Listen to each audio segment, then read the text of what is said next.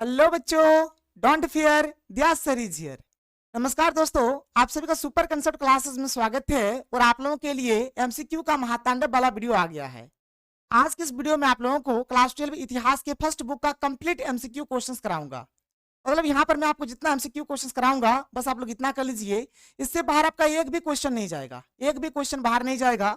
ये हमारा first book का ये वीडियो रहा, इसके बाद हमारा सेकंड बुक का आएगा और थर्ड बुक का आएगा, यानी 3 बुक है आपका। तो एमसीक्यू में आपको 3 वीडियो मिलेगा और 3 वीडियो कर लीजिए, इससे बाहर आपका कुछ भी नहीं जाने वाला है, कुछ भी नहीं जाएगा, एकदम 100% का गारंटी है। आपको एकदम अच्छे तरीके से तैयारी करना है। तो लाइन है, ध्यान से सुनिएगा कि सो गए तो फिर उन ख्वाबों का क्या होगा, सो गए तो फिर उन ख्वाबों का क्या होगा, जो दुनिया को देने हैं उन जवाबों का क्या होगा। तो अगर आपको भी दुनिया को जवाब देना है तो अभी आपको सोना नहीं है, केवल और केवल अभी आपको पढ़ना है। तो चलिए शुरू करते हैं। देखेंगे हम लोग यहाँ पर हिस्ट्री के फर्स्ट बुक का कंप्लीट एमसीक्यू, यानी जितना भी एमसीक्यू बनेगा इससे बाहर आपका एक भी क्वेश्चन नहीं जाएगा। आपका जो 13 फरवरी में जो एग्जाम होने वाला है इसमें भाई आप लोग फोड़ दोगे, एकदम 100% का गारंटी है। चलिए शुरू करते हैं, देखते हैं।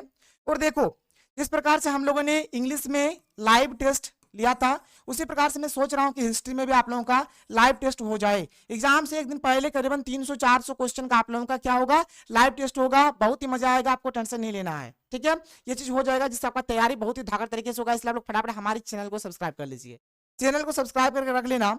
आगे बढ़ते हैं, फटाफट हम लोग क्वेश्चन देखते हैं, एक का करके क्वेश्चन देखेंगे। देखो यहाँ पर क्वेश्चन चैप्टर बाय चैप्टर देखते हैं। सबसे पहले हम लोग देखते हैं जो आपका चैप्टर है ईंट मनके तथा अस्थियां हड़प्पा सभ्यता। इस चैप्टर में जितने भी इंपॉर्टेंट एमसीक्यू क्वेश्चंस है मैंने यहाँ पर प्रीवियस ईयर क्वेश्चन को भी ऐड कर दिया है। सबसे पहले हम लोग क्वेश्चंस देखते हैं फर्स्ट चैप्टर का, उसके बाद धीरे धीरे हम लोग बढ़ेंगे और फर्स्ट बुक में आपका जितना भी चैप्टर्स है हर एक चैप्टर्स का हम लोग यहाँ पर डिस्कस करेंगे। देखिए हमारे पास पहला क्वेश्चन क्या है कि हड़प्पा किस नदी के किनारे स्थित है। तो याद रखना हड़प्पा हमारा रावी नदी के किनारे स्थित है। हड़प्पा किस नदी के किनारे स्थित है, रावी नदी। अभी आपको यहाँ पर आंसर दिख रहा है क्योंकि अभी हम लोग फटाफट करेंगे और जब लाइव टेस्ट लूंगा उस टाइम कोई आंसर नहीं दिखेगा, आपको टेंशन नहीं लेना है। ये हो गया, आगे बढ़ो। मोहनजोदड़ो का उत्खनन क्या था, किसने किया था, तो राखल दास बनर्जी। किसने, राखल दास बनर्जी। मैंने आपको ट्रिक बताया था, क्या ट्रिक बताया था, मोहनजोदड़ो।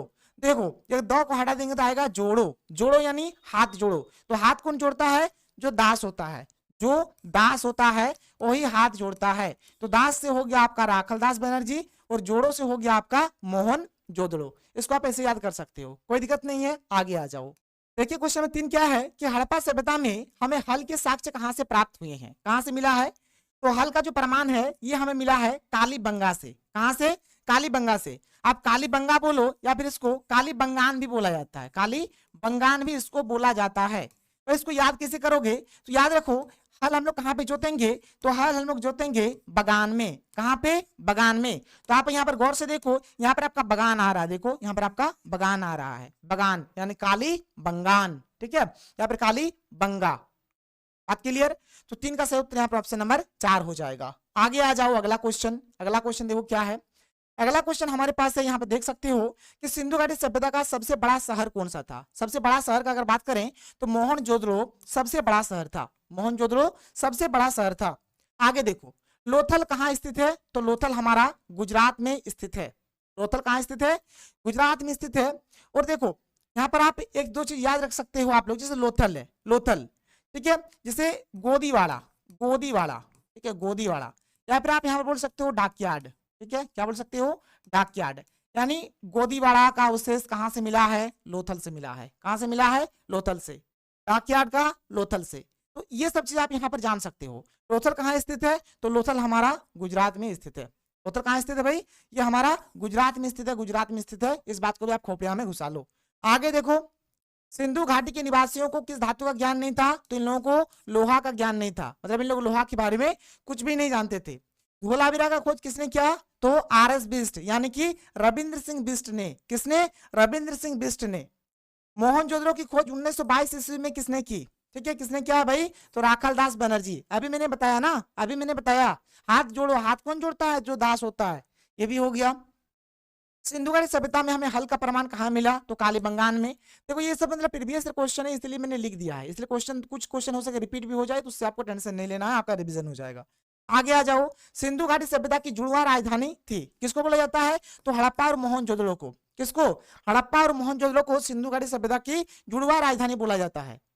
आगे देखो, हड़प्पा का उत्खनन किया था, हड़प्पा, अब हड़प्पा आ रहा है। देखो, एक कोई आदमी है, गुंडा आता है, इसका सब कुछ हड़प लेता है, गरीब आदमी है, गरीब आदमी है, ये गरीब आदमी है, ये गरीब आदमी है, गुंडा आता है, इसका सब कुछ हड़प लेता है। तो बाहर वाला आदमी क्या बोलेगा? अरे सब कुछ मत हड़पो, उसके ऊपर थोड़ा सा दया करो। क्या बोल रहा है? सब कुछ मत हड़पो, सब कुछ मत हड़प लो, उसका क्या करो? उसके ऊपर थोड़ा सा दया करो। तो हड़प से हो गया हड़प्पा और दया से हो गया दयाराम साहनी। बात क्लियर? हड़प से हो गया हड़प्पा, दया से हो गया आपका दयाराम साहनी। कितना सिंपल, कितना इजी है, आप देख सकते हो। आगे आ जाओ, आगे देखो, भारतीय पुरातत्व का पिता किसे कहा जाता है? तो भारतीय पुरातत्व का पिता बोला जाता है अलेक्जेंडर कनिंघम को। अलेक्जेंडर कनिंघम, कहीं कहीं पर इनको केवल केवल कनिंघम लिखा हुआ आपको मिल जाएगा, और कहीं कहीं पर आपको कनिंघम, एक मिनट रुक जाओ, कनिंघम, कनिंघम, ठीक है, और कहीं कहीं पर आपको ए कनिंघम देखने को मिलेगा, ए कनिंघम, ए कनिंघम। तो अलेक्जेंडर कनिंघम बोलो, सिर्फ कनिंघम बोलो, ए कनिंघम बोलो, बात एक ही रहा। इसके बाद अगला क्वेश्चन कि सिंधु सभ्यता का कौन सा स्थल मृतकों का टीला के रूप में विख्यात है? मृतकों का टीला किसको बोला जाता है? तो मोहनजोदड़ो को। मोहनजोदड़ो को क्या बोला जाता है? मृतकों का टीला बोला जाता है। मोहनजोदड़ो की खोज किसने की थी? तो राखालदास बनर्जी ने। देखो, एक्चुअल में अभी तक हमने जितना भी क्वेश्चन करा ना, अभी तक हम लोगों ने ऊपर में जितना भी क्वेश्चन करा, सारे के सारे क्वेश्चन हमारे प्रीवियस ईयर थे, सारे के सारे मतलब पूछे गए क्वेश्चन थे। अभी तक देखो हम लोगों ने यहाँ पर जो क्वेश्चन नंबर 13 तक जो हमने करा, क्वेश्चन नंबर 13 तक जो हमने करा, ये सारे के सारे क्वेश्चन हमारे प्रीवियस ईयर क्वेश्चन के थे, प्रीवियस ईयर क्वेश्चन थे। मतलब कोई 2013 में पूछे गए हैं, कोई 2022 में पूछे गए हैं, कोई मतलब किसी न किसी साल मतलब क्वेश्चन पूछे गए हैं। और अब हम लोग देखते हैं यहाँ पर इस चैप्टर के क्वेश्चन को। देखो, मोहनजोदड़ो का खोज राखालदास बनर्जी। काकयाड यानी कि गोदीवाड़ा का अवशेष किस नगर से प्राप्त हुआ? अभी मैंने बताया, कहां से भाई? लोथल से, लोथल से, लोथल, लोथल, याद रहेगा। देखो, आप इसको याद ऐसे कर सकते हो। देखो यहाँ पे क्या है? गोदी, गोदी, मिलता जुलता वर्ड है, गोदी, लोदी और मोदी, गोदी, लोदी, मोदी। तो गोदी, यहाँ पर लोदी, तो लो से हो गया आपका लोथल, लो से हो गया आपका लोथल, गोदी से तो गोदीवाड़ा ही हुआ, गोदी से तो गोदीवाड़ा ही हुआ। और मोदी, देखो मोदी का संबंध कहां से है भाई? तो मोदी का संबंध ही गुजरात से है। मोदी का संबंध कहां से है? गुजरात से है। कहां से है? गुजरात से है। मोदी का संबंध कहां से है? गुजरात से है ना। तो आप ऐसे जानो, देखो गोदीवाड़ा का अवशेष कहां से मिला है? गोदी लोदी, लो यानी लोथल, लोथल यानी गोदी लोदी मोदी। लोथल कहाँ है भाई? तो मोदी यानी गुजरात में है। आप इसको ऐसे याद कर सकते हो, तो कैसे भी आपको याद करना है तो आप याद कर लो। आगे देखो, मृतकों का टीला अभी मैंने बोला मोहनजोदड़ो को बोला जाता है। हड़प्पा नगर की खोज किस वर्ष हुई? तो हड़प्पा का खोज हुआ है 1921। हड़प्पा का जो खोज हुआ है, हड़प्पा नगर का जो खोज हुआ है 1921 को, और मोहनजोदड़ो का जो खोज हुआ है, मोहनजोदड़ो, ठीक है, मोहनजोदड़ो का जो खोज हुआ है ये हुआ है आपका 1922 को। कब हुआ है? 1922, मतलब एक 1921 तो एक 1922। देख लो, आगे आ जाओ, आगे देखो, सिंधु घाटी सभ्यता में नृत्य करते हुई लड़की की मूर्ति किस स्थान से प्राप्त हुई है? किस स्थान से प्राप्त हुई है? मोहनजोदड़ो से। कहां से भाई? मोहनजोदड़ो। तो कहां से कौन सा चीज मिला है ना, कौन सा अवशेष प्राप्त हुआ है, इसको लेकर एक गजब का ट्रिक दूंगा, एकदम समझो ना, लव स्टोरी वाला, लव स्टोरी वाला जो आप लोगों को बड़ी मजा आता है। लव स्टोरी ट्रिक मैंने एक बना लिया है, बहुत ही जल्द मैं आप लोगों को देने वाला हूं, मजा आ जाएगा, टेंशन मत लो। आगे देखो अगला क्वेश्चन, सिंधु सभ्यता के लोगों का दर्पण बना हुआ था तो तांबा का या फिर कांसा का? तांबा या फिर कांसा, ये हो जाएगा इसका आंसर। आगे आ जाओ, सिंधु घाटी सभ्यता में प्राप्त 3 मुख वाले एक पुरुष देवता को योगी की मुद्रा में सिंहासन पर बैठे हुए दिखाया गया है, जिसकी पहचान पशुपति शिव के रूप में किसने की है? किसने क्या है? तो जॉन मार्शल ने। किसने? John Marshall. इसका आंसर क्या हो जाएगा? जॉन मार्शल हो जाएगा। हड़प्पा सभ्यता का सबसे बड़ा नगर कौन था? तो मोहनजोदड़ो। मोहनजोदड़ो क्या है? हड़प्पा सभ्यता का सबसे बड़ा नगर। सिंधु घाटी सभ्यता में हल के परमाणु युद्ध मैंने बता दिया, कालीबंगा बोलो या फिर कालीबंगान बोलो। सिंधु घाटी सभ्यता की जुड़वा राजधानी यह भी बताया गया, हड़प्पा मोहनजोदड़ो। निम्नांकित में से किस पदार्थ का उपयोग हड़प्पा काल की मुद्राओं के निर्माण में मुख्य रूप से किया जाता था? तो सेल खड़ी। किस चीज का? सेल खड़ी का, सेल खड़ी का उपयोग होता था। हड़प्पा सभ्यता का प्रशासन किस प्रकार का था? किस प्रकार का था? नगर पालिका। कैसा था भाई? नगर पालिका जैसा। कोई कोई विद्वान बोलते हैं कि इनका जो मतलब शासन व्यवस्था था मतलब व्यापारी वर्ग के हाथों में था। भाई इतिहास है ना, जब तक अच्छे तरीके से साक्ष्य नहीं मिलेंगे तब तक हम लोग क्लियर नहीं बोल सकते हैं। तो वही है कि कुछ नगरपालिका जैसे बोलते हैं, कोई बोलते हैं कि व्यापारी वर्ग के हाथों में था। ये हो गया। आगे आ जाओ, हड़प्पा सभ्यता के संपूर्ण क्षेत्र का आकार किस प्रकार का था? तो त्रिभुज के आकार का बोलो या फिर त्रिकोण के आकार का, मतलब कुछ इस प्रकार से, ऐसे बोलो या फिर ऐसे बोलो। त्रिभुज हमारा जैसा होता है, त्रिभुज के आकार का या फिर त्रिकोण के आकार का ये हमारा होता था। हड़प्पाकालीन स्थलों में अभी तक किस धातु की प्राप्ति नहीं हुई है? तो लोहा, मतलब इन लोगों को लोहा के बारे में कोई ज्ञान नहीं था। ठीक है, लोहा के बारे में कोई ज्ञान नहीं था। हड़प्पा की खोज किसने की? तो दयाराम साहनी ने किया है। तोलने की इकाई के रूप में सिंधुवासी किस अंक या उसके गुणक का व्यवहार करते थे? तो 16 का, मतलब वहां पर 16 का बहुत ही ज्यादा महत्व था। 16 हो जाएगा इसका करेक्ट आंसर। हड़प्पा सभ्यता किस युग की सभ्यता थी? तो कांस्य युग की। किस युग की? तो कांस्य युग की ये सभ्यता है। आगे आ जाओ। हड़प्पा किस नदी के किनारे स्थित है? तो ये रावी नदी के किनारे स्थित है। ठीक है, रावी नदी के किनारे स्थित है। सिंधु घाटी सभ्यता में विशाल स्नानागार के अवशेष कहाँ मिले हैं? तो ये आपको मिला है मोहनजोदड़ो में। कहाँ मिला है? मोहनजोदड़ो, मोहनजोदड़ो में मिला है। कोलकाता में स्थित एशियाटिक सोसाइटी की स्थापना किस वर्ष हुई? 1784। वेरी इंपॉर्टेंट क्वेश्चन, किस वर्ष हुआ है? 1784 को हुआ है। सिंधु सभ्यता की उत्तरी सीमा क्या थी? तो उत्तरी सीमा यहाँ पर मांडा। उत्तरी सीमा क्या बोलेंगे? मांडा बोलेंगे। देखो कहां पर किस सीमा को क्या बोलेंगे, मात्र मान के चलो कि यहाँ पर जैसे उत्तरी सीमा दिया हुआ है, अगर उत्तरी सीमा नहीं आता, कोई दूसरा चीज आ जाता है एग्जाम में, देखो पूर्वी सीमा को बोलेंगे आलमगीरपुर, पश्चिमी सीमा क्या है? सुतका गेंडोर, उत्तरी सीमा मांडा और दक्षिण सीमा दायमाबाद। याद रखना, यहाँ पर घुसा लो यहाँ पे। ठीक है, आगे आ जाओ। आगे देखो, सिंधु घाटी क्षेत्र के लोग भोजन को मीठा बनाने के लिए किसका प्रयोग करते थे? किसका प्रयोग करते थे? तो शहद का प्रयोग करते थे। ऑप्शन नंबर 3 यहाँ पर सही होगा। क्या होगा? शहद इसका करेक्ट आंसर होगा। क्वेश्चन नंबर 23, हड़प्पाई लोग नीला लाजवर्द मणि कहां से प्राप्त करते थे? कहां से प्राप्त करते थे? तो सोर्तुगई, जो कि अफगानिस्तान में है। कहां से प्राप्त करते थे? सोर्तुगई से, यानी कि अफगानिस्तान में है, सोर्तुगई से इन लोग प्राप्त करते थे। तो क्वेश्चन नंबर 24 क्या है कि हड़प्पा सभ्यता के लोग सोना कच्चा माल के रूप में कहां से प्राप्त करते थे? ये प्राप्त करते थे दक्षिण भारत से। कहां से? दक्षिण भारत। ऑप्शन नंबर 2 इसका करेक्ट आंसर होगा। आगे आ जाओ। देखो यहाँ पर कुछ नोट है कि कौन वाला चीज कहां से प्राप्त होता था। इसमें से देखो, आप अगर ज्यादा कुछ याद नहीं भी रखोगे तो एक तो आप इसको याद रख लेना, एक आप इसको याद रख लेना, एक आप इसको याद रख लेना, ठीक है, और एक आप इसको याद रख लेना। ये 3 आप याद पक्का रखो, कुछ याद रखो चाहे ना रखो। ऐसे तो मैंने आपको दे दिया है, आप चाहो तो इसका स्क्रीनशॉट लेके सारा पढ़ सकते हो, लेकिन कुछ पढ़ो चाहे ना पढ़ो, ये सोना वाला, तांबा वाला और लाजवर्द वाला, ये वाला पक्का पढ़ लो। और इसमें से कौन कौन वाला आप याद रखना? एक तो दक्षिण भारत का ये वाला याद रखना, एक आप ये खेतरी राजस्थान वाला याद रखना, एक आप सोर्तुगई ये अफगानिस्तान वाला याद रखना। तो इतना आपको पक्का याद रखना है, इतना आपको पक्का याद रखना जो वेरी वेरी इंपॉर्टेंट है। बाद में आप एक बार पढ़ लेना, जग का भी अता पता नहीं है, कुछ भी कर सकता है ये, तो एक बार आप पढ़ लेना। लेकिन एक चीज देखो, सोना, सोना कहां से प्राप्त करते थे? तो अफगानिस्तान से, फारस से, दक्षिण भारत के कोलार खान से। चांदी आपका ईरान से, अफगानिस्तान से। तांबा बलूचिस्तान से, अरब से। और खेतड़ी जो कि राजस्थान में, राजस्थान की खेतड़ी से प्राप्त करता था। लाजवर्द यानी कि नील रत्न जिसको बोलेंगे, ये बदखंसा से, सोर्तुगई जो कि अफगानिस्तान में है। सीसा आपका प्राप्त करता था ईरान से, अफगानिस्तान से। लेकिन मैं आपको जो जो बोला भाई आप उसको कर लो, उसको पक्का कर लो, ठीक है। आगे अगर मैं देखूं यहाँ पे, अगर मैं आपको आगे बताऊं, देखो क्या है, सेलखड़ी, सेलखड़ी बलूचिस्तान से, राजस्थान से। क्या है? सुलेमानी पत्थर, सौराष्ट्र पश्चिमी भारत। नीलमणि महाराष्ट्र से। अल्बास्टर बलूचिस्तान से। शंख कोड़ियां सौराष्ट्र दक्षिण भारत से। ये सब उतना इंपॉर्टेंट नहीं है, ये सब उतना इंपॉर्टेंट नहीं है, लेकिन मैंने यहाँ पर ये सब जो आपको बताया ना, यहाँ पर ये सब जो बताया, इसको एकदम खोपड़िया में घुसा लो। एक आप सोना को, एक आप तांबा को, एक आप लाजवर्द मणि को। इसमें से आप दक्षिण भारत वाला ये वाला याद रखना, एक खिदरे वाला याद रखना, एक सोर्तुगई वाला याद रखना। यहाँ से पक्का क्वेश्चन बनेगा, पक्का क्वेश्चन बनेगा। आगे आ जाओ।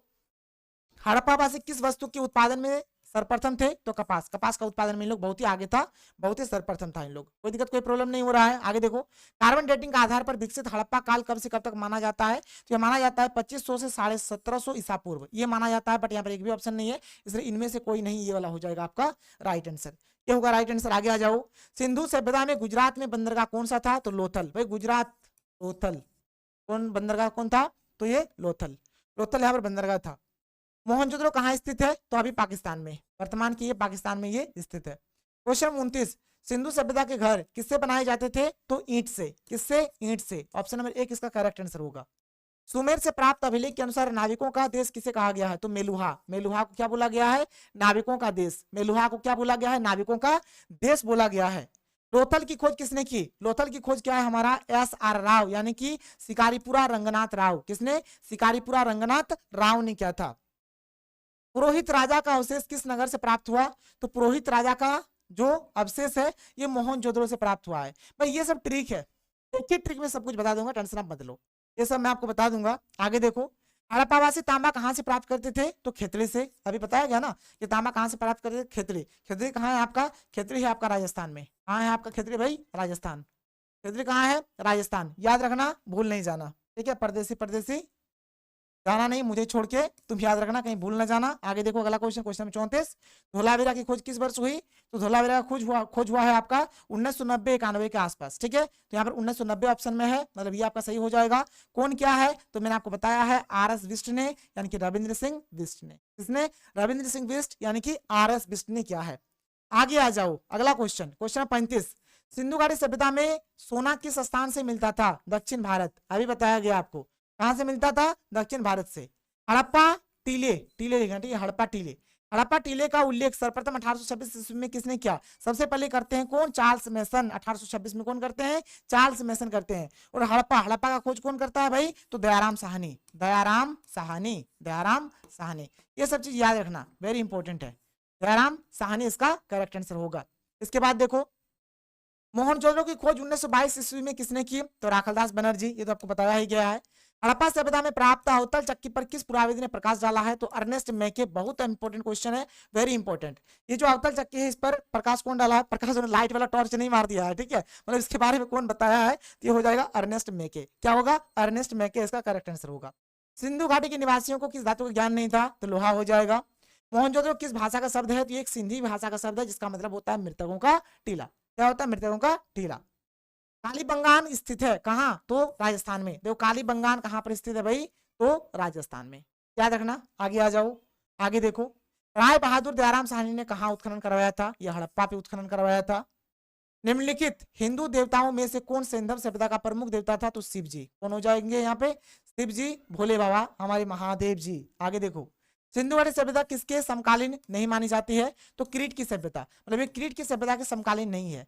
इसके भी समकालीन है, इसके भी समकालीन है, इसके भी समकालीन है, क्योंकि इन लोगों का मतलब क्या होता है, जैसे देखो सिंधु घाटी सभ्यता जो है चीन की सभ्यता के साथ इनका तालमेल था, मिस्र की सभ्यता के साथ तालमेल था, मेसोपोटामी की सभ्यता के साथ तालमेल था, लेकिन क्रीट की सभ्यता के साथ इनका कोई तालमेल नहीं था, मतलब ये समकालीन इसके नहीं है। तो यहाँ पर 44 का सही उत्तर ऑप्शन नंबर 4 हो जाएगा। क्वेश्चन 45, हड़प्पा सभ्यता किस युग की सभ्यता है? तो ये आपका कांस्य युग की सभ्यता है। किस युग की? कांस्य युग की। ये हो जाएगा इसका करेक्ट आंसर। 45 का क्या होगा? ऑप्शन नंबर 4 यहाँ पर ये सही हो जाएगा।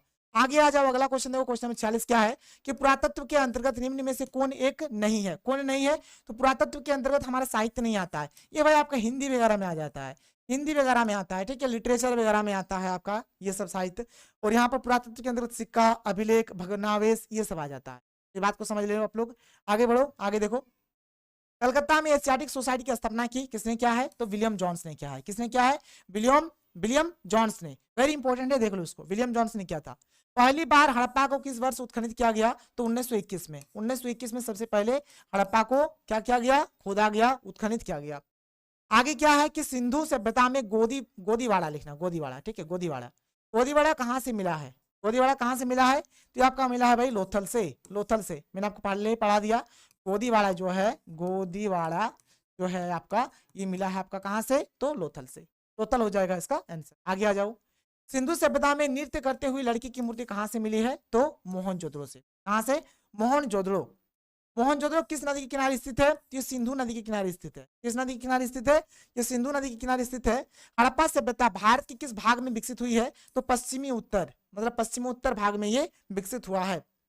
आगे आ जाओ, लोथल किस नदी के किनारे स्थित है? तो ये भोगवा नदी के किनारे स्थित है। किस नदी के किनारे? भोगवा नदी के किनारे स्थित है, ठीक है, भोगवा नदी। आप इसको ऐसे बोल सकते हैं ना भाई, देखो मैंने आपको क्या पढ़ाया, ट्रिक बताया कि गोदी, लोदी और मोदी, ठीक है, गोदी, लोदी और मोदी। तो लो से आपका हो गया लोथल, लो से हो गया आपका लोथल। गोदीवाड़ा का अवशेष कहाँ मिला है? लोथल में मिला है। मोदी का संबंध किससे है? गुजरात से है। तो हमारा लोथल कहाँ स्थित है भाई? लोथल हमारा स्थित है गुजरात, गुजरात में। कहाँ स्थित है? गुजरात में। अब यहाँ पर अगर नदी का बात करेंगे तो आप एक चीज याद रखो, मोदी, आप देखना मोदी बहुत बार क्या होता है? भगवा वस्त्र पहनता है। कैसा वस्त्र पहनता है? भगवा वस्त्र पहनता है। तो मतलब लोथल किस नदी के किनारे स्थित है? तो भगवा, मत बोलना, आप बोलना भोगवा। क्या? भोगवा। तो भगवा से आप भोगवा यहाँ पर याद रख सकते, भगवा से आप यहाँ पर भोगवा याद रख सकते हो, कोई दिक्कत नहीं। कितना सिंपल सा ट्रिक है, आप देख लो, कोई दिक्कत नहीं है, आप बोल सकते हो। आगे आ जाओ, राखलदास बनर्जी को मोहनजोदड़ो के अवशेष किस वर्ष मिले? तो 1922 हो जाएगा इसका करेक्ट आंसर। सिंधु घाटी सभ्यता में विशाल स्नानागार के अवशेष कहाँ मिले? तो मोहनजोदड़ो हो जाएगा, अभी बताया गया। लोथल कहाँ स्थित है? गुजरात में स्थित है। अब देखो हमारा अगला चैप्टर स्टार्ट हो जाता है। अब यहाँ से हमारा अगला चैप्टर स्टार्ट हो जाता है, चैप्टर नंबर 2। भाई एकदम फुल जोश में आओ, जोश खत्म नहीं होना चाहिए, जोश खत्म नहीं होना चाहिए।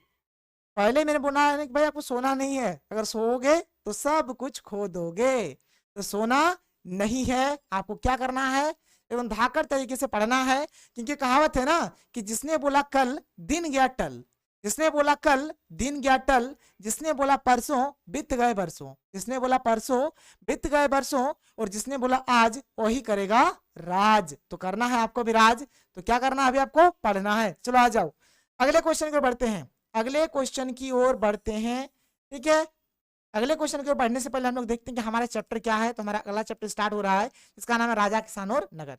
चैप्टर का नाम क्या है, राजा किसान और नगर। अब इसमें जितने भी हमारे क्वेश्चंस होंगे, हर एक क्वेश्चन को देखेंगे। पहला क्वेश्चन देखो कि 16 महाजनपदों में सबसे शक्तिशाली महाजनपद कौन सा था, तो मगध। मगध सबसे शक्तिशाली महाजनपद था हमारा, मगध सबसे शक्तिशाली था। पुराणों की संख्या कितनी है, तो पुराणों की संख्या 18 है। अर्थशास्त्र के लेखक कौन है, तो कौटिल्य बोलो, चाणक्य बोलो, या फिर विष्णुगुप्त बोलो, तीनों इन्हीं का नाम है। आगे क्या है, वज्जी को सामाजिक ग्रंथों में कहा गया है, तो गणतंत्र। वज्जी माने क्या होता है, वज्जी माने क्या होता है, गणतंत्र होता है। क्वेश्चन नंबर 5, जनपद शब्द का शाब्दिक अर्थ। जनपद मतलब होता है जहां लोग अपना घर बनाते हैं, उसी को क्या बोलेंगे, जनपद बोलेंगे, उसी को जनपद बोला जाता है। 5 चिन्ह वाले सिक्के बने होते थे, तो किससे बने होते थे भाई, चांदी के और तांबे के। किसके, चांदी के और तांबे के बने हुए होते थे। पाटलिपुत्र नगर की स्थापना की गई थी, किसने किया था, पाटलिपुत्र नगर की स्थापना, याद रखना उदयभद्र। किसने किया था, उदयभद्र ने किया था। और उदयभद्र को उदायन के नाम से भी जाना जाता है, उदयभद्र को उदायन के नाम से भी जाना जाता है, इस बात को खोपड़िया में घुसा लो। आगे देखो, तक्षशिला विश्वविद्यालय कहाँ स्थित था, तो पाकिस्तान, पाकिस्तान हो जाएगा इसका आंसर। फाहियान किसके शासनकाल में भारत आया था, किसके शासनकाल में आया था, तो चंद्रगुप्त द्वितीय। किसके शासनकाल में, चंद्रगुप्त द्वितीय। चंद्रगुप्त द्वितीय को यहाँ पर हम लोग चंद्रगुप्त विक्रमादित्य भी बोलते हैं। चंद्रगुप्त द्वितीय बोलो या फिर चंद्रगुप्त विक्रमादित्य बोलो, दोनों का मतलब सेम टू सेम हो गया, ये हो जाएगा इसका आंसर। आगे क्या है, क्वेश्चन नंबर 10 कि भारत का नेपोलियन किस शासक को कहा जाता है, तो समुद्रगुप्त। समुद्रगुप्त को भारत का नेपोलियन बोला जाता है, इनको भारत का नेपोलियन बोला जाता है। कनिष्क का राज्यरोहण कब हुआ था, तो 78 ईस्वी में। कब हुआ था भाई, 78 ईस्वी में, ये हो जाएगा इसका करेक्ट आंसर, 78 ईस्वी। 78 ईस्वी हो गया। मौर्य साम्राज्य का प्रथम शासक कौन था, तो चंद्रगुप्त मौर्य। क्या हो जाएगा, चंद्रगुप्त मौर्य इसका करेक्ट आंसर होगा।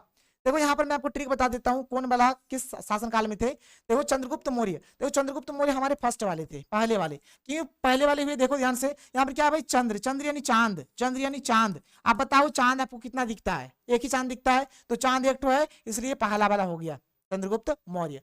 दूसरा वाला का बात करें, देखो यहाँ पर लिखा हुआ है बिंदुसार, तो बिंदु में देखो दू आ रहा, दू क्या आ रहा, दू दू दू यानी भाई दो, दू 2 टका 2 यानी दू यानी दो, तो 2 से हो गया आपका बिंदुसार, 2 से क्या हो गया, बिंदुसार।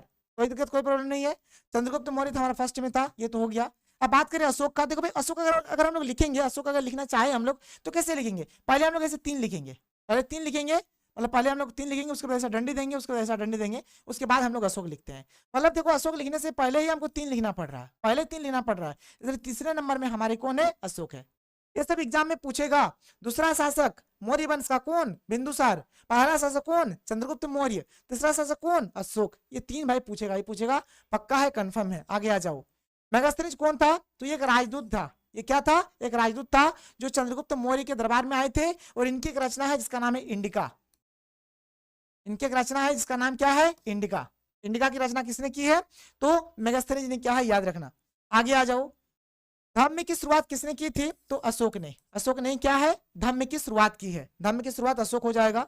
मौर्य साम्राज्य का तृतीय शासक, देखो तृतीय शासक यानी तीसरा वाला, तीसरा को भाई हम लोग 3 ऐसे ही तो लिखेंगे, मतलब अशोक। अशोक देखो कितना सुंदर ट्रिक मैंने आपको बता दिया, अशोक हो जाएगा इसका करेक्ट आंसर। भाई ट्रिक के लिए आपको टेंशन नहीं लेना है भाई, ट्रिक यहाँ पर सोच सोच के मैं आप लोगों के लिए लाता रहूंगा, टेंशन आप लोग मत लो। देखो यहाँ पर जैसे मैंने आपको बताया ना कि मौर्य वंश की अगर बात करें, पहला शासक चंद्रगुप्त मौर्य, दूसरा हो गया बिंदुसार, तीसरा हो गया अशोक, और जो बृहद्रथ थे ये मौर्य वंश का अंतिम शासक था।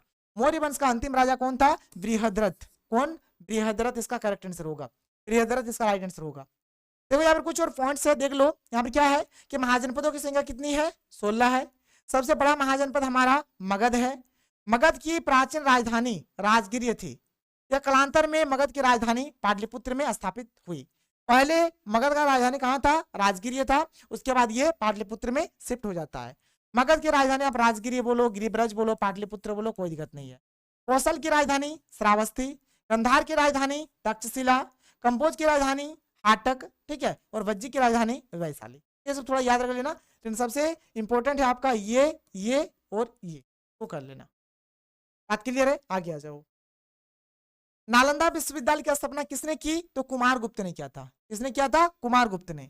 सातवाहन साम्राज्य के संस्थापक कौन थे? तो सिमुक। सिमुक कौन थे? सातवाहन साम्राज्य के संस्थापक थे। आगे आ जाओ। फूट डालकर विजय प्राप्त करने का कार्य सर्वप्रथम किस राजा ने किया? किसने किया है? अजात शत्रु ने। किसने किया है? अजात शत्रु। अजात शत्रु ने यह काम किया है। जीवक वैद्य किस वंश के काल में था? तो ये हर्यक वंश के काल में था। जीवक वैद्य किस वंश के काल में था? हर्यक वंश। और ये वेरी इंपॉर्टेंट क्वेश्चन है। अपने स्वयं के खर्चे से सुदर्शन झील की मरम्मत किसने कराई? तो रुद्रदामन ने कराया था। किसने कराया था? रुद्रदामन। पाटलिपुत्र नगर की स्थापना उदयन ने किस नदी के संगम पर करवाया था? याद रखना, गंगा, सोन और पुनपुन। पुनपुन का और एक नाम है गंडक। पुनपुन नदी का और एक नाम है, क्या नाम है? गंडक। तो गंगा सोन पुनपुन बोलो, फिर गंगा सोन गंडक बोलो, दोनों का मतलब एक ही हुआ। मतलब इसका करेक्ट आंसर होगा ऑप्शन नंबर 4, यानी कि इन सभी के संगम पर, यानी ये तीनों नदियों के संगम पर हमारा पाटलिपुत्र नगर का स्थापना हुआ था। कोई दिक्कत, कोई प्रॉब्लम नहीं है। आगे आ जाओ। अगला क्वेश्चन देखो, क्वेश्चन नंबर 20 क्या है कि समस्त भारत ही नहीं, एशिया एवं यूरोप में सर्वप्रथम खूनों को परास्त करने का श्रेय किस शासक को जाता है? तो स्कंदगुप्त। वेरी इंपॉर्टेंट है। इसका क्या हो जाएगा? स्कंदगुप्त इसका करेक्ट आंसर होगा। आगे देख लो। अगला क्वेश्चन क्या है? यूरोप का समुद्रगुप्त कौन था? तो नेपोलियन। यूरोप का समुद्रगुप्त किसको बोला जाता है? नेपोलियन को बोला जाता है। किसके अभिलेख में भूमिदान का उल्लेख मिलता है? किसके अभिलेख में मिलता है? तो प्रभावती गुप्त। इसके अभिलेख में प्रभावती गुप्त। प्रभावती गुप्त हो जाएगा। आप यहाँ पर थोड़ा गौर करें, यहाँ पर नोट में मैंने क्या लिखा है कि ब्राह्मणों को भूमि दान करने की प्रथा का आरंभ सर्वप्रथम सातवाहन राजाओं ने किया था। इसका उल्लेख नानाघाट अभिलेख में है। सातवाहन वंश आंध्र प्रदेश का वंश है। तो इस तरह कोई यहाँ पर तो ऑप्शन है ही नहीं। अगर यहाँ पर बात किया जाए, ये जो भूमि दान वाला जो बात है ना, सबसे पहले किस राजाओं ने किया था? किस वंश के राजाओं ने किया था? तो सातवाहन वंश के राजाओं ने सबसे पहले इसका स्टार्टिंग किया था। और इसका जो उल्लेख मिलता है किसमें मिलता है? तो नानाघाट अभिलेख में मिलता है। इसमें नानाघाट अभिलेख में मिलता है। और इन लोग क्या करते थे? ब्राह्मणों को भूमिदान देते थे। ब्राह्मणों को भूमिदान देते थे। आगे आ जाओ। भूमि अनुदान से संबंधित प्रथम अभिलेख के प्रमाण किसका है? तो सातवाहन काल का है, सातवाहन वंश का है। अभी बताया गया आपको, जो मैंने पीछे बताया। आगे देखो क्वेश्चन 24, 510 ईस्वी में सती प्रथा के साक्ष्य वाला प्रथम अभिलेख कहाँ मिला है? तो एरन में मिला है। एरन सागर में मिला है। क्या? एरन सागर हो जाएगा इसका करेक्ट आंसर। यहाँ पर देखो दो यहाँ पर पॉइंट है, इसको आप देख सकते हो। क्या है कि मध्य प्रदेश के भानुगुप्त के एरन स्तंभ शिलालेख से सती प्रथा के पहले अभिलेख के साक्ष्य मिले हैं। कहाँ पे मिला है सब कुछ लिख दिया गया है। कुछ अभिलेख बताते हैं कि सती का पहला उदाहरण गुप्त काल में 510 ईस्वी में मिलता है। भाई इतिहास है ना, कोई ये बोलेगा कभी वो बोलेगा, लेकिन यहाँ पर आप देख लो ये सबका जो करेक्ट आंसर होगा, तो मैंने आपको बता दिया, एरन और ये सागर इसका करेक्ट आंसर। देखिए अगला क्वेश्चन क्या है कि किस शिलालेख से अशोक द्वारा कलिंग विजय का पता चलता है? ये जो कलिंग का युद्ध है, ये अशोक के जीवन का लास्ट युद्ध होता है। इसके बाद अशोक लड़ाई झगड़ा करना छोड़ देते हैं। एक्चुअल में होता है क्या है कि ये जो युद्ध होता है ना, इसमें बहुत सारे लोग मारे जाते हैं। चारों तरफ खून ही खून देख के अशोक का दिल दहल जाता है और ये लड़ाई लड़ना छोड़ देते हैं और बौद्ध धर्म को अपना लेते हैं। ठीक है, बौद्ध धर्म को अपना लेते हैं। तो यहाँ पर ये जो प्रमाण है, ये जो कलिंग विजय का ये जो प्रमाण है, ये किस शिलालेख में मिलता है? तो ये 13वें शिलालेख में मिलता है। 13वें शिलालेख में मिलता है। ध्यान से सुनना कि आज तू किताबों का दीवाना बन जा, आज तू किताबों का दीवाना बन जा, कल दुनिया तेरी दीवानी होगी। कल दुनिया तेरी दीवानी होगी, इसलिए अभी आपको पढ़ना है, मतलब पढ़ना है। आ जाओ आगे, आ जाओ आगे। ध्यान से सुनो और एक बात कि मंजिल थोड़ी कठिन है लेकिन हिम्मत नहीं हारूंगा। मंजिल थोड़ी कठिन है लेकिन हिम्मत नहीं हारूंगा। इतना तो भरोसा है खुद पर, इतना तो भरोसा है खुद पर, इस बार बाजी जरूर मारूंगा। आजा बच्चा पार्टी देख लो, कुछ है यहाँ पर इंपॉर्टेंट पॉइंट्स आप देखो। अशोक के अभिलेखों की संख्या 33 है। अशोक के शिलालेखों की संख्या 14 है। स्तंभ लेखों की संख्या 16 है। गुहा लेखों की संख्या 3 है। अशोक के शिलालेख की खोज 1750 ईस्वी में पादरेटी फेंथेलर ने किया था। और अशोक के अभिलेख पढ़ने में सबसे पहली सफलता जो मिला है 1837 में जेम्स प्रिंसेप को मिला है। अशोक का जो 7वां अभिलेख है ये सबसे लंबा है। बात खोपड़िया में घुस रहा है, ध्यान से सुनो। अशोक का जो शिलालेख है इसका खोज किसने किया है? पादरेड्डी फेंथेलर ने 1750 को। अशोक का जो अभिलेख है इसको सबसे पहले कौन पढ़ा है? तो जेम्स प्रिंसेप ने पढ़ा है 1837 को। ये सब चीज इंपॉर्टेंट है, ये सब चीज आपको कर लेने हैं। ठीक है, आगे आ जाओ। मौर्य कला का निम्न में से कौन सर्वाधिक महत्वपूर्ण नमूना है? तो स्तंभ। क्या है? स्तंभ। मतलब आपको स्तंभ देखने को मिलेंगे। इंडिका की रचना किसने की? मैंने बता दिया है, मेगास्थनीज ने। ठीक है, इसका मेगास्थनीज हो जाएगा, मैंने आपको पहले ही बता दिया है। आगे आ जाओ। प्रयाग प्रशस्ति की रचना किसने की? तो हरिसेन। क्या हो जाएगा? हरिसेन इसका करेक्ट आंसर होगा।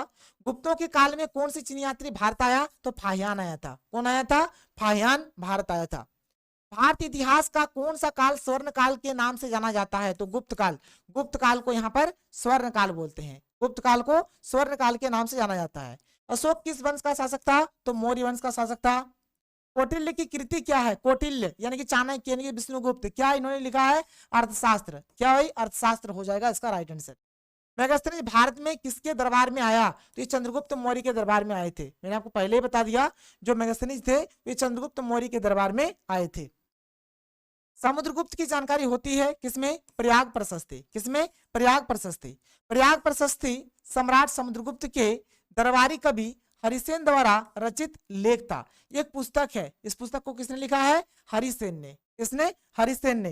और ये जो हरिसेन है ये हमारे प्रयाग प्रशस्ति सम्राट समुद्रगुप्त के दरबारी कवि थे। इस बात को आप यहाँ पर याद रखना। आगे आ जाओ, आगे देखो अगला क्वेश्चन। पाटलिपुत्र की स्थापना किसने की? उदयन ने किया। और मैंने आपको बताया है कि उदयन का नाम क्या है? इसको हम लोग उदय भद्र भी बोल सकते हैं। इसको हम लोग उदय भद्र भी बोल सकते हैं। उदयन लिखा रहे या फिर उदय भद्र लिखा रहे, इससे हमें कोई दिक्कत नहीं है। आगे आ जाओ, अगला क्वेश्चन देखो। यहाँ पर ये तो मैंने आपको पहले भी बता ही दिया है कि जो पाटलिपुत्र नगर का स्थान हुआ, जो पाटलिपुत्र नगर का जो स्थापना हुआ है ये 3 नदियों के संगम पर हुआ है आपका। एक गंगा, एक सोन और आपका एक है पुनपुन। पुनपुन बोलो या फिर गंडक बोलो। पुनपुन बोलो या फिर गंडक बोलो। देखो जो जो इंपॉर्टेंट चीजें मैं आपको हर एक चीज को बता दे रहा हूं, आपको टेंशन नहीं लेना, बाहर क्वेश्चन नहीं जाएगा। आगे आ जाओ। नवरत्न किस शासक के दरबार में रहते थे? तो चंद्रगुप्त विक्रमादित्य। किनके दरबार में? चंद्रगुप्त विक्रमादित्य। और चंद्रगुप्त विक्रमादित्य को हम लोग चंद्रगुप्त द्वितीय भी बोलते हैं। इनको चंद्रगुप्त द्वितीय भी बोला जाता है। अभिज्ञान शकुंतलम के रचनाकार है तो कालिदास। याद रखो, कालिदास ने अभिज्ञान शकुंतलम का रचना किया है। अभिज्ञान शकुंतलम का रचना किसने किया है? कालिदास ने किया है। प्रयाग प्रशस्ति का संबंध किस गुप्त शासक से है? तो समुद्रगुप्त। किससे है भाई? समुद्रगुप्त हो जाएगा। समुद्रगुप्त का यहाँ पर समुद्रगुप्त इसका करेक्ट आंसर होगा। प्राचीन भारत में अभिलेख की शुरुआत किस शासक ने की? तो अशोक ने। किसने किया है? अशोक ने किया है। किस शासक को प्रियदर्शी कहा गया है? Very important question. तो अशोक। अशोक को प्रियदर्शी के नाम से भी जाना जाता है। अशोक को प्रियदर्शी बोला जाता है। मौर्य काल के टकसाल का प्रधान कौन था? तो लक्षणाध्यक्ष। कौन था? लक्षणाध्यक्ष इसका आंसर होगा। पतंजलि के महाभाष्य से किसकी जानकारी मिलती है? तो मौर्य काल की। देखो यहाँ पर महाभाष्य के लेखक कौन है? पतंजलि है। और ये जो पतंजलि का ये जो महाभाष्य है इसमें हमें किस चीज का जानकारी मिलता है? तो मौर्य काल के बारे में, मतलब मौर्य काल की यहाँ पर जानकारी हमें मिलती है। आगे आ जाओ। धम्म महामात्रों को किसने नियुक्त किया? तो अशोक ने। अशोक ने धम्म महामात्रों को नियुक्त किया है। और अगर क्वेश्चन ऐसे आता है कि धम्म की शुरुआत किसने की, तो आप बोलना अशोक। अशोक ने धम्म का शुरुआत भी किया था और धम्म महामात्रों की नियुक्ति किसने की? तो अशोक ने किया था। देखिए क्वेश्चन नंबर 43 क्या है कि अर्थशास्त्र एवं इंडिका से किस राजवंश के बारे में जानकारी मिलती है? यहाँ पर इसका आंसर हो जाएगा मौर्य वंश। किस वंश के बारे में पता चलता है? तो मौर्य वंश के बारे में पता चलता है। और ये जो इंडिका है इसका जो रचना है मेगास्थनीज ने किया है। और अर्थशास्त्र जो है इसका जो रचना है चाणक्य ने किया है, आप याद रखना। आगे चलो अगला क्वेश्चन देखो। क्वेश्चन नंबर 44 क्या है कि एलोरा में कैलाश मंदिर किस राजवंश ने निर्मित कराया? तो राष्ट्रकूट राजवंश ने कराया था। किसने? राष्ट्रकूट राजवंश। क्वेश्चन नंबर 45 है कि प्राचीन भारत में अभिलेख लिखने की शुरुआत किस राजवंश ने की? तो मौर्य राजवंश ने किया था। और किसने किया था? तो अशोक ने किया था। अशोक ने। आगे आ जाओ। देखो अब हमारा अगला चैप्टर यहाँ से स्टार्ट हो जाएगा जिसका नाम है बंधुत्व, जाति तथा वर्ग। अगला चैप्टर क्या है? बंधुत्व, जाति तथा वर्ग। अब हम लोग इसके क्वेश्चंस को करेंगे। यहाँ पर हम लोग एक्चुअल में महाभारत वगैरह के बारे में जानेंगे। तो देखो हमारा यहाँ पर क्या है, पहला कि महाभारत के आदि पर्व के किस अध्याय में भीष्म द्वारा 8 प्रकार के विवाहों का वर्णन किया गया है? यानी महाभारत में बोला गया है कि विवाह कितने प्रकार के होते हैं? तो 8 प्रकार के होते हैं। जैसे हम लोग 2 प्रकार के विवाह के बारे में जानते हैं, एक लव मैरिज और एक अरेंज मैरिज, जानते हैं ना। तो इसी प्रकार से विवाह यहाँ पर कितने टाइप्स के होते हैं? तो 8 टाइप्स के होते हैं। याद रखना इस चीज को। आगे मैं आपको सब्जेक्ट में बताऊंगा ये 8 प्रकार। भाई बहुत ज्यादा इंपॉर्टेंट है, एग्जाम में बार बार पूछे जाते हैं। ये चीज हो गया। तो कितने अध्याय में ये देखने को मिलेंगे, तो 102 जो अध्याय है उसमें हमें देखने को मिलेंगे। तो इसका राइट आंसर ऑप्शन नंबर 3 हो जाएगा। आगे आ जाओ, अंबा अंबालिका किसकी पत्नियां थी, तो विचित्र वीर्य। क्या हो जाएगा, विचित्र वीर्य की ये पत्नियां हैं। महर्षि व्यास द्वारा उत्पन्न संतान थी, तो यहाँ पर पांडु, धृतराष्ट्र, विदुर, ये सभी इसके करेक्ट आंसर होंगे। घटोत्कच किसका पुत्र था, तो भीम।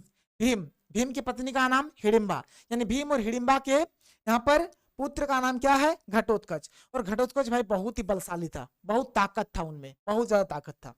आगे आ जाओ, भीम ने हिडिंबा के साथ कौन सा विवाह संपन्न किया, तो गंधर्व विवाह। यहाँ पर कौन सा विवाह हुआ है, गंधर्व विवाह। हम लोग 2 ही प्रकार के विवाह के बारे में जानते हैं, मैंने बोला ना, लव मैरिज, अरेंज मैरिज। वहां पर हम लोग जानेंगे भाई लव मैरिज, अरेंज मैरिज और जो 6 प्रकार होते हैं, हर एक को हम लोग जानेंगे। टोटल 8 प्रकार के विवाह होते हैं। द्रौपदी किसकी पत्नियां थी, किसकी पत्नी थी, ठीक है, तो अर्जुन, नकुल, सहदेव, यानी कि पांचों पांडव के ये पत्नी है। तो 5 पांडव कौन कौन से, युधिष्ठिर, भीम, अर्जुन, नकुल और सहदेव। याद रखना भाई, कभी कभार पूछता है।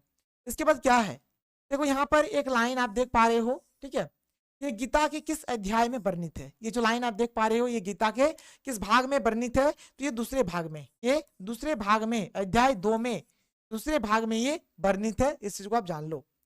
श्रीमद् भागवत गीता के महत्व पर किसने विचार व्यक्त किए हैं, बहुत इंपॉर्टेंट क्वेश्चन ये एग्जाम में पूछे जाते हैं। तो भाई महात्मा गांधी ने भी, स्वामी विवेकानंद ने भी और बाल गंगाधर तिलक ने भी, यानी इन सभी ने। ऑप्शन नंबर 4 इसका करेक्ट आंसर होगा। सब कोई भाई यहाँ पर बोलते हैं गीता पढ़ो, गीता का क्या महत्व है सब कोई बताते हैं इसके बारे में। महाभारत का युद्ध कुरुक्षेत्र के मैदान में कितने दिनों तक चला था, कितने दिन तक चला था, 18 दिन। देखो 18 दिन तक चला था। कहाँ पे लड़ाई हुआ था, कुरुक्षेत्र के मैदान में हुआ था। किनके किनके बीच हुआ था, याद रखना, पांडवों और कौरवों के बीच। कौन जीता था, तो पांडव जीता था। इस बात को भी आप लोगों ने खोपड़िया में घुसा लो। आगे देखो, गंगापुत्र किसे कहा जाता है, तो भीष्म पितामह। भीष्म पितामह को गंगापुत्र कहा जाता है। क्या है, ब्रह्म वंशीय सातवाहन नरेश वशिष्ठ पुत्र सातकर्णी ने विवाह संबंध किस वंश के साथ जोड़े, तो शक वंश के साथ जोड़े थे। किस वंश के साथ जोड़े थे, तो शक वंश के साथ जोड़े थे। तो शक वंश इसका करेक्ट आंसर होगा। महाभारत की किस पर्व में वर्ण व्यवस्था का उल्लेख मिलता है, तो शांति पर्व में। शांति पर्व में क्या मिलता है, वर्ण व्यवस्था का उल्लेख मिलता है। आगे देखो, देखो यहाँ पर मैंने क्या लिखा है, ये सब उतना इंपॉर्टेंट नहीं है, करना है तो कर लेना, नहीं करोगे तो कोई दिक्कत नहीं है। लेकिन ये जो क्वेश्चन था ये इंपॉर्टेंट था, मैंने आपको करा दिया। आप चाहो इसको पढ़ सकते हो, लेकिन ये उतना इंपॉर्टेंट नहीं है। आगे आ जाओ, क्या है कि ऋग्वेद के पुरुष सूक्त में सर्वप्रथम किस वर्ण का उल्लेख मिलता है। भाई इसका जो आंसर है ना, अगर देखा जाए तो ऋग्वेद का जो पुरुष सूक्त है उसमें ब्राह्मण, क्षत्रिय, वैश्य, शूद्र, ये सबका उल्लेख मिलता है, सबका उल्लेख मिलता है, सबका, ठीक है, सबका उल्लेख मिलता है। तो आगे आ जाओ, आगे क्या है, चंडाल अस्पृश्य माने जाते थे। जब भी वे नगर में आते थे तो उन्हें लकड़ी की आवाज करके आना पड़ता था ताकि लोग उन्हें देखने के दोष से बच सके। यह कथन किसका है, तो यह कथन है फाहियान का। यह कथन किनका है, तो यह कथन फाहियान का है। इसको आप लोग नोट करो। आगे आ जाओ, दुर्योधन की माँ कौन थी, तो दुर्योधन की माँ का यहाँ पर नाम है गांधारी। क्या नाम है, गांधारी। क्वेश्चन नंबर 16, निम्न में से किस प्रसिद्ध संत ने गीता की भक्ति टीका मराठी में लिखी, तो ज्ञानेश्वर। किसने लिखा है, ज्ञानेश्वर ने। ज्ञानेश्वर इसका करेक्ट आंसर होगा। महाभारत की रचना किस भाषा में हुई है, तो संस्कृत भाषा में। किस भाषा में, संस्कृत भाषा में महाभारत की रचना हुई है। महाभारत की रचना किसने की, तो वेद व्यास ने किया है। किसने किया है, वेद व्यास ने महाभारत की रचना की है। मनुस्मृति में कितने प्रकार के विवाह का उल्लेख किया गया है, तो 8 प्रकार के विवाह का उल्लेख किया गया है। मनुस्मृति में 8 प्रकार के विवाह का उल्लेख है। महाभारत में कितने प्रकार के विवाह का उल्लेख है, तो महाभारत में भी हमारे 8 प्रकार के ही विवाह के उल्लेख है। महाभारत का युद्ध कितने दिनों तक चला था, तो 18 दिनों तक चला था। अभी मैंने आपको बता दिया। पुराणों की संख्या कितनी है, तो पुराणों की संख्या भी कितनी है भाई, 18 है। आगे चलो, प्राचीन भारत के महाकाव्य का नाम क्या हो जाएगा, महाभारत। क्या होगा, महाभारत इसका आंसर होगा। रामायण की रचना किसने की, तो महर्षि वाल्मीकि ने। किन्होंने किया है, वाल्मीकि जी ने किया है।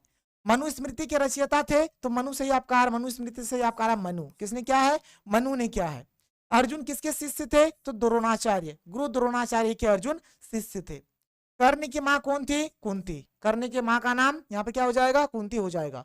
भीम की पत्नी हिडिंबा और इनके बेटे का नाम क्या, घटोत्कच। क्या नाम है, घटोत्कच। आगे चलो, आगे क्या है, दुर्योधन की ओर से कौरव पांडव युद्ध में शामिल थे। कौन शामिल थे, भीष्म शामिल थे। कौन शामिल थे, भीष्म। एक्चुअल में देखो कौन कौन थे, तो कौरवों की ओर से दुर्योधन और उसके 99 भाई, टोटल उनके 99 भाइयों सहित भीष्म थे, द्रोणाचार्य थे, कर्ण थे, शकुनी थे, ये सब लोग शामिल थे। कोई दिक्कत नहीं है। आगे आ जाओ, 5 पांडवों में सबसे बड़ा कौन था, तो युधिष्ठिर। युधिष्ठिर सबसे बड़ा था, युधिष्ठिर सबसे बड़ा था। आगे आ जाओ। क्षत्रिय शब्द का साहित्यिक अर्थ क्या है? तो क्षत्रिय शब्द का अर्थ हो जाएगा राज्य या क्षेत्र पर अधिकार होना। राज्य या क्षेत्र पर अधिकार होना, उसी को क्षत्रिय बोलेंगे। अभिमन्यु किसका पुत्र था? तो अर्जुन का। अभिमन्यु किसका पुत्र था? अर्जुन का पुत्र था, याद रखना। इसके बाद हमारा अगला चैप्टर स्टार्ट होता है जिसका नाम है पाठ 4, विचारक, विश्वास और इमारतें। अब हम लोग इस चैप्टर के हर एक क्वेश्चंस को करेंगे। देखो पहला क्वेश्चन, महात्मा बुद्ध का जन्म कहाँ हुआ था? तो लुम्बिनी में। कहाँ हुआ था महात्मा बुद्ध का जन्म? लुम्बिनी में हुआ था। स्तूप का संबंध है तो बौद्ध धर्म से है। बौद्ध धर्म से इनकी बौद्धों से है। किनसे है? स्तूप का संबंध बौद्ध धर्म से है। जैन धर्म के प्रथम तीर्थंकर थे कौन? ऋषभदेव।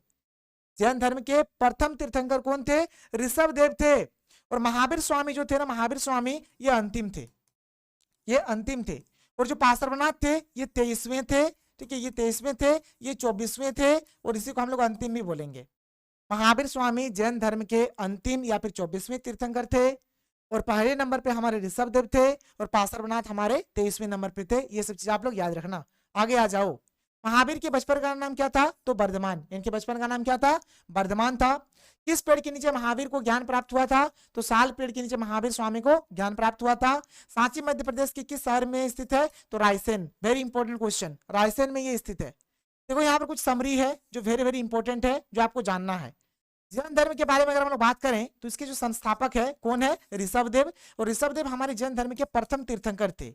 महावीर स्वामी जैन धर्म के 24वें बोलो या फिर अंतिम तीर्थंकर थे।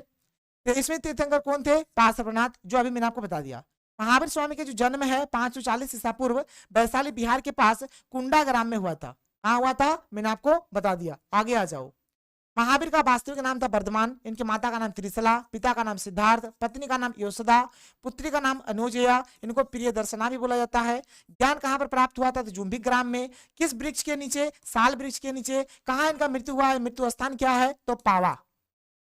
भाई खोपड़िया में घुसा लेना और दिल में बैठा लेना, ठीक है। आगे आ जाओ। आगे देखो, जैन संगतियां। जैन संगतियां, इसको लेकर मैं आपको ट्रिक कराऊंगा, आपको टेंशन नहीं लो। आप पहले भी मैंने आपको ट्रिक बताया था, लेकिन फिर से और बता दूंगा, ठीक है। तो प्रथम जैन संगति जो हुआ है कहाँ हुआ है? तो स्थूलभद्र की अध्यक्षता में पाटलिपुत्र में हुई है। कहाँ, कब? तो स्थूलभद्र की अध्यक्षता में कहाँ हुआ था? पाटलिपुत्र में हुआ था। बौद्ध धर्म के बारे में जानो। इसके संस्थापक कौन है? महात्मा बुद्ध है, या फिर आप गौतम बुद्ध इसको बोल सकते हो। गौतम बुद्ध का जन्म 563 ईसा पूर्व में कपिलवस्तु के लुम्बिनी नामक स्थान पर हुआ था। इनके बचपन का नाम क्या था? सिद्धार्थ। देखो जो महात्मा बुद्ध है इनके बचपन का नाम क्या है? सिद्धार्थ है। आगे आ जाओ। इनके पत्नी का नाम यशोधरा, पुत्री का नाम, पुत्र होगा, पुत्री नहीं होगा, पुत्र, ठीक है, पुत्र। पुत्र का नाम राहुल। पुत्र का नाम क्या था भाई? राहुल था। ज्ञान प्राप्ति, कहाँ इनको ज्ञान प्राप्त हुआ था? बोध गया में। कहाँ? बोध गया में इनको ज्ञान प्राप्त हुआ था। किस वृक्ष के नीचे? पीपल वृक्ष के नीचे। इनका मृत्यु तो कुशीनगर, मृत्यु स्थान क्या है? कुशीनगर है। अब देखो ये बौद्ध संगतियां, टोटल 4 बौद्ध संगतियां हुई है। इसको मैं आपको ट्रिक से बता दूंगा आगे, आप टेंशन मतलब आगे बताया जाएगा।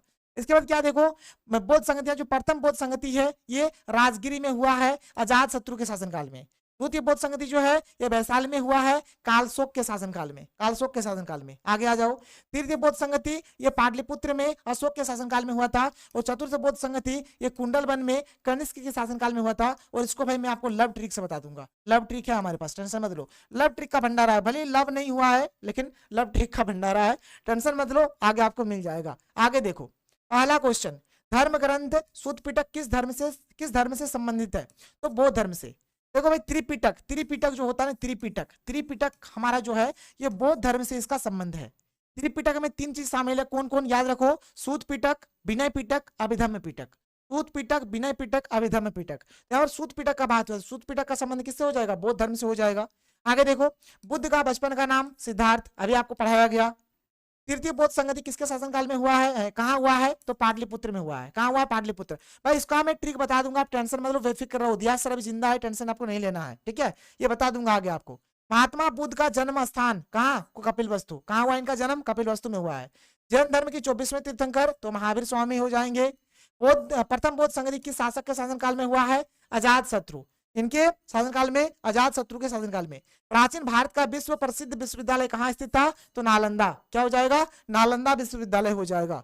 त्रिपिटक साहित्य संबंधित है बौद्ध धर्म से। त्रिपिटक में 3 चीज शामिल है, सूत पिटक, विनय पिटक और अभिधम्म पिटक। याद रखना आप लोग। हीनयान एवं महायान संप्रदाय किस धर्म से संबंधित है? तो ये बौद्ध धर्म से संबंधित है। किससे? बौद्ध धर्म से ये संबंधित है।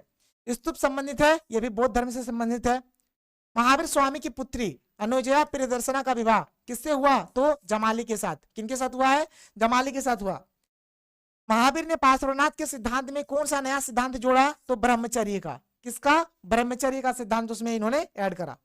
पुराणों की संख्या कितनी होती है? 18 होती है। महावीर का जन्म कहाँ हुआ था? कुंडल वन वैशाली में। कुंडल वन वैशाली में हुआ था। प्राचीन भारत में धर्म की शुरुआत किस शासक ने की थी? अशोक ने। अशोक ने ही धम्म की नीति या फिर धम्म का शुरुआत किया है। चौथी बौद्ध संगति किस शासक के शासनकाल में हुई थी? तो कनिष्क। किसका शासनकाल में? कनिष्क के शासनकाल में ये भाई हुआ है। वेदों की संख्या कितनी है? तो वेदों की संख्या 4 है। ऋग्वेद, यजुर्वेद, सामवेद, अथर्ववेद। याद रखना, वेरी इंपॉर्टेंट। आगे आओ। बुद्ध चरित्र की रचना किसने की? तो अश्वघोष ने किया है। किसने किया है? अश्वघोष ने किया है। जैन धर्म के प्रथम तीर्थंकर थे ऋषभदेव, अभी पढ़ाया गया। मुक्ति की 3 सिद्धांत को जैन धर्म में क्या कहा जाता है? तो इसको बोला जाता है त्रिरत्न। क्या बोला जाता है? त्रिरत्न बोला जाता है। एकदम खोपड़िया में घुसा लो। आगे आ जाओ। सारनाथ किस राज्य में है? तो ये उत्तर प्रदेश यानी कि यूपी में है। सारनाथ कहाँ है? यूपी में है, उत्तर प्रदेश में है।